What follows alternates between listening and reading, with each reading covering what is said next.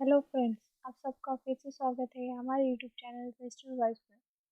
आप सबको तो पता ही होगा, नवरात्रि का त्यौहार स्टार्ट हो गया है। तो आइए हम पढ़ते हैं दुर्गा सप्तशती का पहला अध्याय। तो चलिए शुरुआत करते हैं।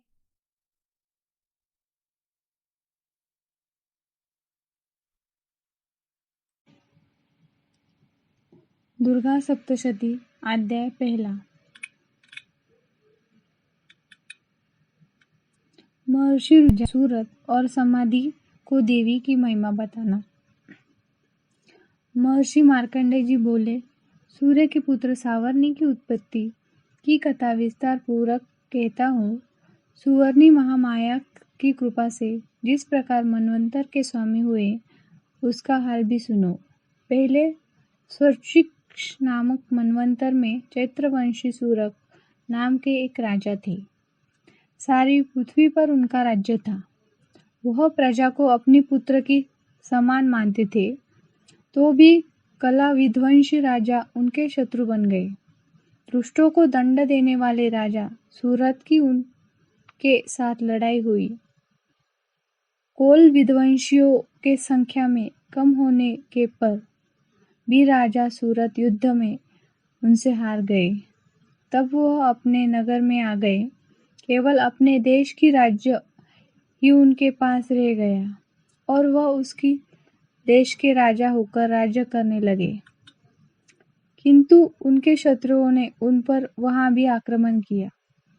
राजा को बलहीन देखकर उसके दुष्ट मंत्रियों ने राजा की सेना और खजाना अपने अधिकार में कर लिया। राजा सूरत अपने राज्य अधिकार को हार कर शिकार खेलने के बहाने घोड़े पर सवार होकर वहां से एक भयंकर वन की ओर चले गए। उस वन में उन्होंने महर्षि मेघा का आश्रम देखा। वहां महर्षि मेघा अपने शिष्यों तथा मुनियों से सुशोभित बैठ हुए थे और वहां कितने में ही हिंसक जीव परम शांति भाव से रहते थे। राजा सूरत ने महर्षि मेघा को प्रणाम किया और महर्षि ने भी उनका उचित सत्कार किया। राजा सूरत महर्षि के आश्रम में कुछ समय तक ठहरे। अपने नगर की ममता के आकर्षण से राजा अपने मन से सोचने लगे, पूर्व काल में पूर्वजनों ने जिस नगर का पालन किया था, वह आज मेरे हाथ से निकल गया।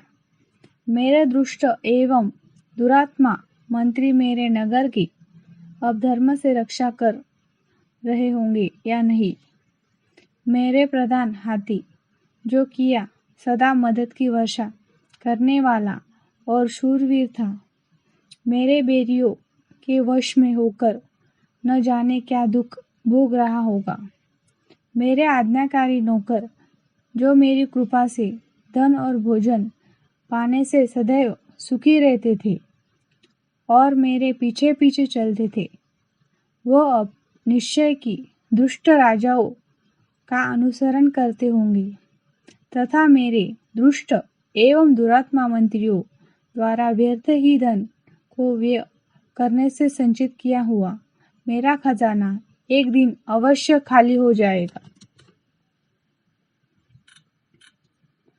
इस प्रकार की बहुत सी बातें सोचता हुआ राजा निरंतर दुखी होने लगा।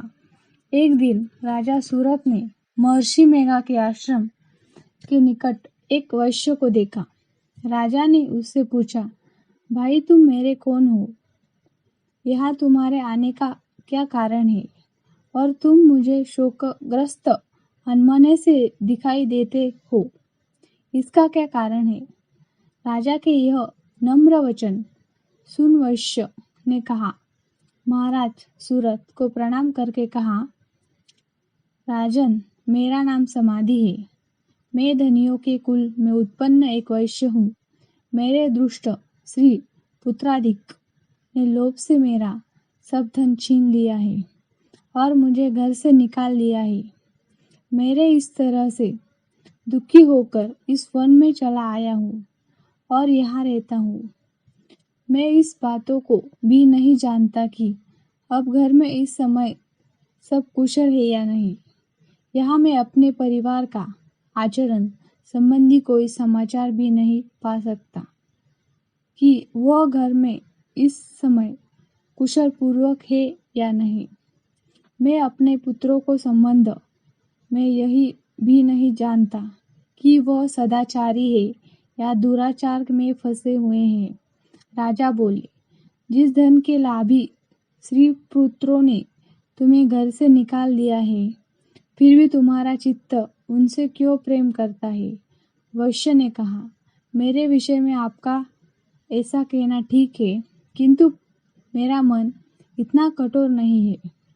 यद्यपि उन्होंने धन के लाभ में पड़कर पितृ स्नेह को त्याग कर मुझे घर से निकाल दिया, तो भी मेरे मन में उनके लिए कठोरता नहीं है। ये महात्मे, मेरा मन फिर भी उनको क्यों फैस रहा है? इस बात को जानता हुआ भी मैं नहीं जान सका। मेरे चित्त उनके लिए दुखी है। मैं उनके लिए लंबी 2 सांस ले रहा हूँ। उन लोगों में प्रेम नाम का कोई मतलब नहीं है। फिर भी ऐसे निस्नेहों के लिए मेरा हृदय कठोर नहीं होता।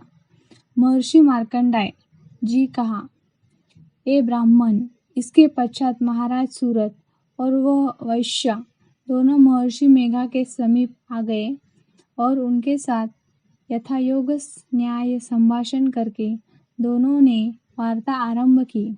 राजा बोले, हे भगवान, मैं आपसे एक बात पूछना चाहता हूँ, सो आप कृपा करके मुझे बताइए। मेरा मन मेरे अधीन नहीं है, इससे भी बहुत दुखी हूँ। राज्य धनादि की चिंता अभी तक मुझे बनी हुई है और मेरी यह ममता अज्ञानियों की तरह बढ़ती जा रही है, और यह समाधि नामक वैश्य भी आपने से अपमानित होकर आया है। इसके स्वजनों ने भी इसे त्याग दिया है। स्वजनों से त्याग हुआ भी यह उनसे अधिक प्रेम रखता है। इस तरह हम दोनों की दुखी है। हे महाभाग, उन लोगों के अवगुणों को देखकर भी हम दोनों के मन में उनके लिए ममता जनित आकर्षण उत्पन्न हो रहा है। हमारे ज्ञान रहते हुए भी ऐसा क्यों है? अज्ञानी मनुष्यों की तरह हम दोनों में ये मूर्खता क्यों है? महर्षि मेघा ने कहा, विषम मार्ग का ज्ञान सब जंतुओं को है। सबके लिए विषय पृथक 2 होते हैं। कुछ प्राणी दिन में नहीं देखते और कुछ रात को, परंतु कोई जीव ऐसे हैं जो दिन तथा रात दोनों में देख सकते हैं। यह सत्य है कि मनुष्यों में ज्ञान प्रधान है, किंतु केवल मनुष्य ही ज्ञानी नहीं होता। पशु पक्षी आदि भी ज्ञान रखते हैं। जैसे ये पशु ज्ञानी है, वैसे ही मनुष्य का ज्ञान है, और जो ज्ञान मनुष्य में है वैसे ही पक्षी में तथा अन्य बातों भी दोनों में एक जैसी पाई जाती है। ज्ञान होने पर भी इन पक्षियों की ओर देखते ही अपने भूख से पीड़ित बच्चों की चोंच में कितने प्रेम से अन्न डाल देते हैं। हे राजन, ऐसे ही मनुष्य में अपनी संतान के प्रति प्रेम पाया जाता है। लोभ के कारण अपने उपकार का बदला पाने के लिए मनुष्य पुत्र की इच्छा करते हैं पूरी, और इस प्रकार मोह के गड्ढे में गिरा करते हैं। भगवान श्री हरि को जो माया है, उसी से यह संसार मोहित हो रहा है। इससे आश्चर्य की कोई बात नहीं है, क्योंकि वह भगवान विष्णु की योग निद्रा है। यह माया ही है जिसका कारण संसार मोह में जकड़ा हुआ है। यही महामाया भगवती देवी ज्ञानियों के चित्त को बलपूर्वक खींचकर मोह में डाल देती है, और उसी के द्वारा संपूर्ण जगत की उत्पत्ति होती है। यही भगवती देवी प्रसन्न होकर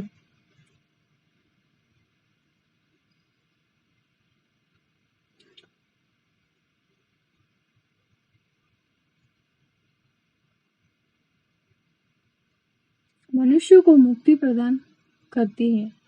यही संसार के बंधन का कारण है तथा संपूर्ण ईश्वरों को स्वामिनी भी कहलाती है। महाराज सूरन ने पूछा, भगवान, वह देवी कौन सी है जिसको आप महामाया कहते हैं? हे ब्राह्मण, वह कैसे उत्पन्न हुई और उसका कार्य क्या है? उसका चरित्र कौन से है? प्रभु, उसका जैसा प्रभाव हो, जैसा स्वरूप हो, वह सब ही कृपा पर मुझसे कहिए। मैं आपसे सुनना चाहता हूँ। महर्षि मेघा बोले, राजन, वही देवी तो नित्य स्वरूपा है। उसके द्वारा यह संसार रचा गया है। तब भी उसकी उत्पत्ति अनेक प्रकार से होती है। वह सब आपसे मुझे सुनना है।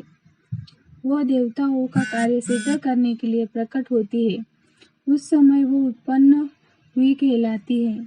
संसार को जलमय करने के लिए भगवान विष्णु योग निद्रा आश्रय लेकर शेष शैया पर सो रहे थे। तब मधु केटभ नाम के 2 असुर उनके कानों में मेल से प्रकट हुए और वह श्री ब्रह्मा जी को मारने के लिए तैयार हो गए। श्री ब्रह्मा जी ने सब उन दोस्तों को अपनी ओर आते देखा और यह भी देखा कि भगवान विष्णु योग निद्रा का आश्रय लेकर सो रहे हैं।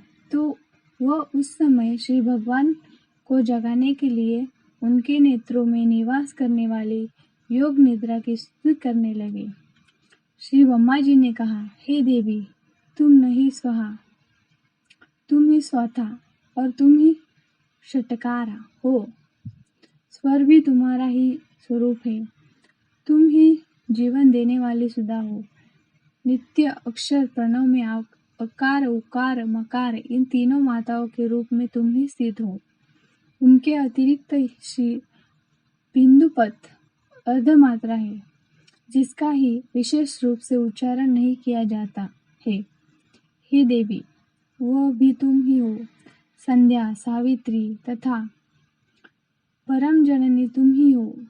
तुम इस विष्णु को धारण करने वाली हो।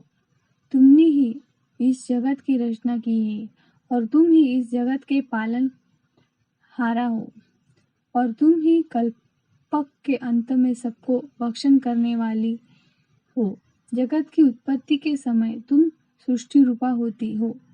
पालन काल में स्थित रूपा को कल्प के अंत संहार रूप धारण कर लेती हो। श्री ईश्वरी और बोध स्वरूपा बुद्धि भी तुम ही हो। लज्जा, पुष्टि, तुष्टि, शांति और क्षमा भी तुम ही हो। तुम खड़ग धारिणी, शूल धारिणी तथा गदा, चक्र, शंख और धनुष्य को धारण करने वाली हो। बाण, भुषंडी और परित यह भी तुम्हारे ही अस्त्र है। तुम सौम्य और सौम्यतर हो। यही नहीं बल्कि जितनी भी सौम्य तथा सुंदर वस्तुएं इस संसार में है, उन सबसे बढ़कर सुंदर तुम हो। पर और अपर सब पर रहने वाली सुंदर तुम ही हो। हे स्वर स्वरूपे देवी, जो भी सत असत पदार्थ है, उनमें जो शक्ति है वो तुम हो। ऐसी अवस्था में भले तुम्हारी स्तुति कौन कर सकता है? इस संसार की सृष्टि, पालन और संहार करने वाले जो भगवान है, उनको भी जब तुमने निद्रा के वशीभूत कर दिया है, तो भी तुम्हारी स्तुति कौन कर सकता है? मुझे भगवान विष्णु तथा भगवान शंकर को शरीर धारण करने की वाली तुम हो। तुम्हारे स्तुति करने की शक्ति किसमें है? हे देवी, तुम तो अपने इन उदार प्रभाव के कारण ही प्रशंसनीय हो। मधु और केटक जो भयंकर असुर है, उन्हें तू मुंह में डाल दो और श्रीहरि भगवान विष्णु को जल्दी जगा दो और इनको मार डालने की बुद्धि भी उत्पन्न कर दो। महर्षि मेघा बोले, हे राजन, जब श्री ब्रह्मा जी ने देवी से इस प्रकार स्तुति करके भगवान को जगाने तथा मधु केटक को मारने के लिए कहा, तो वह भगवान श्री कृष्ण के नेत्र, मुख, नासिक, बाहु, हृदय और वृषस्थल से निकल श्री ब्रह्मा जी के सामने खड़ी हो गई। उनका ऐसा कहना था कि भगवान श्री हरि तुरंत जाग उठे और दोनों असुरों को देख, जो कि अत्यंत बलवान तथा पराक्रमी थे और मारने के क्रोध के लिए लाल हो रहे थे और जो ब्रह्मा जी के वध करने के लिए तैयार थे, तब क्रोध हो उन दोनों दुरात्मा असुरों के साथ भगवान श्री हरि पूरे 5001 वर्ष तक लड़ते रहे। एक तो वह अत्यंत बलवान तथा पराक्रमी थे, दूसरे महामाया ने कभी उन्हें मोह में डाला रखा था। अंत वह भी भगवान से कहने लगे, हे दोनों, तुम्हारी वीरता से अत्यंत प्रसन्न है, तुम हमसे कोई वर मांगो। भगवान ने कहा, यदि तुम मुझ पर प्रसन्न हो तो अब तुम मेरे हाथों से मर जाओ, बस इतना सा ही वर मैं तुमसे मांगता हूँ। यहाँ दूसरे पर से क्या प्रयोजन है? महर्षि मेघा बोले। इस तरह से सब वह धोखों में आ गए और अपने चारों ओर जल ही जल देखा। भगवान श्री हरि ने कहा, जहाँ पर जल ना हो, सूखी जमीन हो, उसी जगह हमारा वध कीजिए। महर्षि मेघा कहते हैं, तथास्तु कहकर भगवान श्री हरि ने उन दोनों को अपनी जांघ पर लिटाकर उन दोनों के शरीर काट डाले। इस तरह यह देवी श्री ब्रह्मा जी के स्तुति करने पर प्रकट हुई थी। अब तुमसे उनका प्रभाव का वर्णन करती हूँ। पहला अध्याय समाप्त। जय माता दी। एंड अगर आपको ये वीडियो अच्छा लगा हो तो हमारे चैनल को सब्सक्राइब करना ना भूलिएगा। Thank you. तब तक के लिए बी यंग बी फेस्टिव।